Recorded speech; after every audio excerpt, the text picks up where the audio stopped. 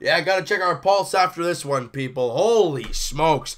Leafs win 1-0 against the Edmonton Oilers. Now, we went into this game thinking, okay, Leafs, good offensive team. Oilers, offensive team. Laurent Brossoit in the net. Second half of a back-to-back. He's played both games. Curtis McElhinney hasn't played in quite a while. He's our backup. This might be a gong show. 34 seconds in, Jake Gardiner fires a puck on net. Tipped in by Zach Hyman. Leafs up 1-0, 34 seconds in. Oh boy, here come the goals. They're going to start piling on. No, not really. Nothing offensively, nothing goals-wise happens the rest of the game. As I said, 1-0 win for the Leafs. But the Leafs get outchanced, 4 posts for the Edmonton Oilers. McElhinney is kissing that post tonight. 41 save shutout for Curtis McElhinney. So all those people like, call up Calvin Pickard, Garrett Sparks, get them up here. McElhinney's garbage. He gets a shutout. Oh, this guy's unbelievable. Let Sparks and Pickard rip it up in the Marlies. Just the way it goes, people. When you play once a week or once every 2 weeks, it's not easy to get in rhythm. And my goodness, McElhinney has not played in quite a while. His last start was November 25th against Washington, where he lost, that was 3 goals on 20 shots. That's where everyone was like, have his head. And the game before that was 1 goal and 39 shots against the Bruins, and everyone loved him then. Then he comes here with a 41 save shutout. Everyone loves him now. But what a job by Curtis McElhinney. Now, not only was Curtis McElhinney great, the Leafs killed a full 2-minute 5-on-3 power play for the Edmonton Oilers. Usually that's a recipe for an absolute disaster.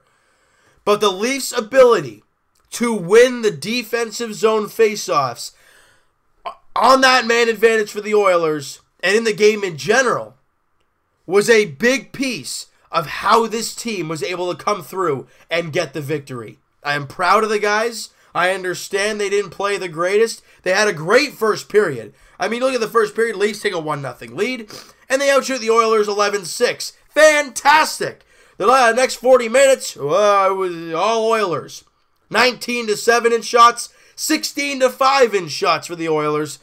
And, but you look at it. The penalty killing, we talk about special teams being a huge piece to this sport. And it's true. First off, the Leafs won 53% of the draws to their 45%. And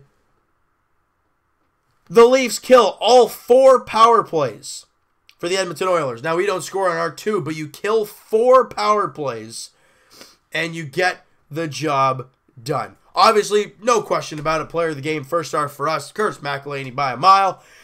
But Ron Hainsey, I mean, you think about the 4 penalties in the 2-minute 5-on-3, guys like Leo Komarov, Nikita Zaitsev, Ron Hainsey, they were out there pretty much for the entire thing, and they were working their tail off.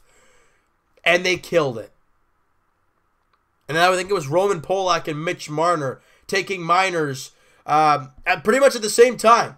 You know, one took a penalty and then delayed penalty on the play. Oh, no, Mitch Marner, there's a tripping penalty right there. And, you know, don't agree with it too much. But, I mean, you got to be sure. If you're going to call a 5-on-3, a 2-minute 5-on-3 in a tight game like that, you got to make sure that's a penalty. And it's debatable, but I don't care.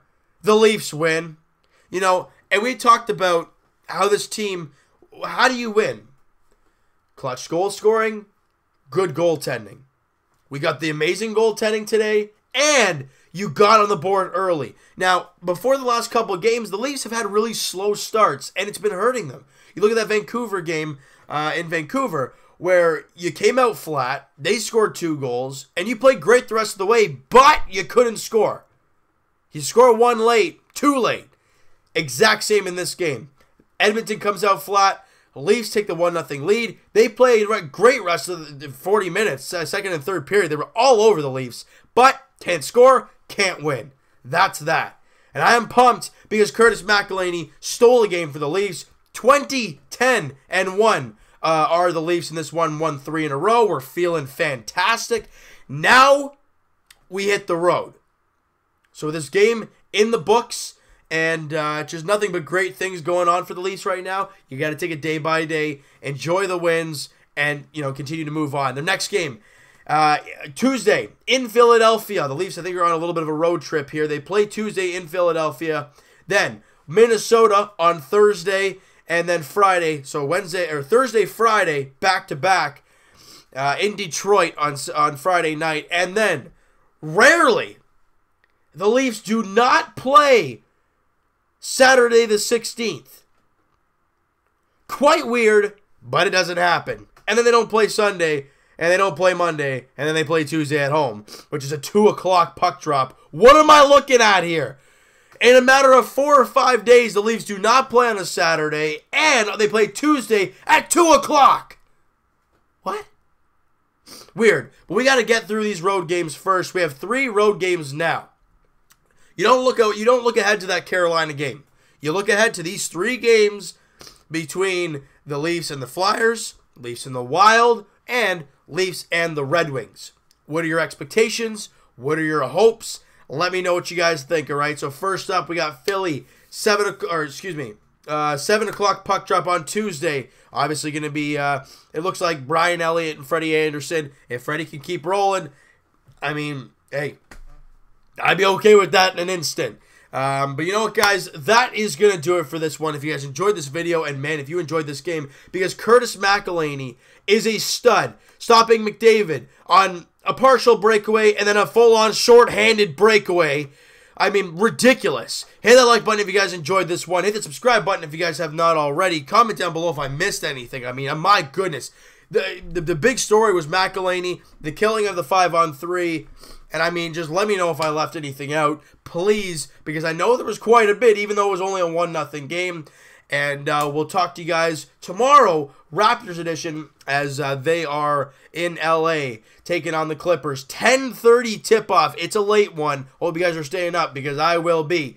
And we'll talk to you guys Leafs edition, like we've said, Tuesday, as they're in Philadelphia taking on the Flyers. Freddie Anderson, Brian Elliott, the probable starters. 7 p.m. puck drop. Leafs look for 4 in a row. They're feeling great. Let's keep it rolling. We'll talk to you guys then.